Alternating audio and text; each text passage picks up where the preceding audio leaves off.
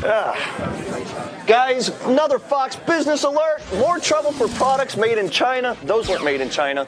This time, problems were found at a plant that makes the drug Heparin. The drug's maker, Baxter International, is recalling virtually all of its remaining Heparin products. Earlier this month, it stopped production, but the FDA wanted to keep existing Baxter Heparin in doctors' hands to prevent a shortage of the life-saving aspects of the drug. The drug does save lives. Joining us now to tell us whether the U.S. can take advantage of these continued China mishaps is Jeremy Haft, author of All the Tea in China, How to Buy, Sell, and Make Money on the Mainland. Welcome to the show. Thank you for having me. So, Jeremy, you know, first of all, I like your thesis. Basically, you're saying that that the whole hype around China's growth and becoming a manufacturing power in the 21st century is just hype because the U.S. still has all the expertise. That's right. Actually, we're light years behind.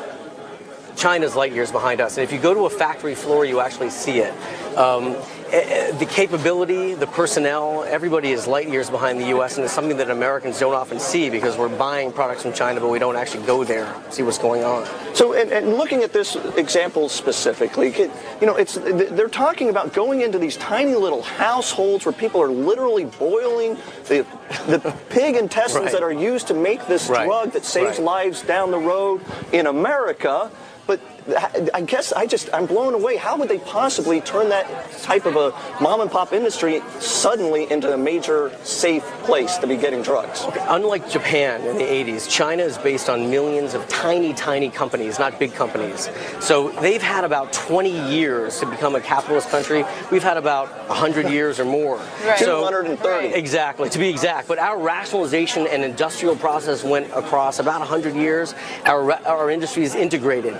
China's hasn't yet, and so most of the products come from little tiny factories. And so these food and drug scares actually shine a 1,000-megawatt bulb on what's going on in China, and that they actually are coming from tiny little family-owned places as opposed to efficient, well-run companies like ours. Now, the flip side, though, isn't there some argument to be made about end-user empowerment and not consolidating control throughout an industry and allowing it to sort of flourish on a mom-and-pop level?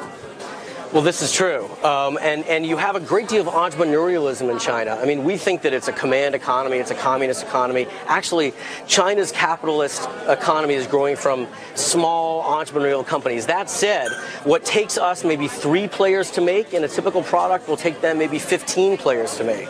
So every player adds risk, input costs, and time to the equation. Including not just making it, but distributing the products throughout China. And that's part of the problem too, right? That's a big part of the problem, distributing it in-country and export. But a company like Baxter, which is a highly respected company. I mean, this is a company that abides by the highest standards. Absolutely. But, I mean, American FDA exactly approved. Yes. But these companies run right up against the Chinese business environment, which is in effect a highly circuitous supply chain, very long, very complicated. So, is it possible to avoid Chinese chemicals at all in this day and age, or do you have to? Are all these guys, the drug manufacturers, in some drug or another, out there actually sourcing this stuff from pig intestines and sweat in a mom's house in the backyard? It's hard to avoid them.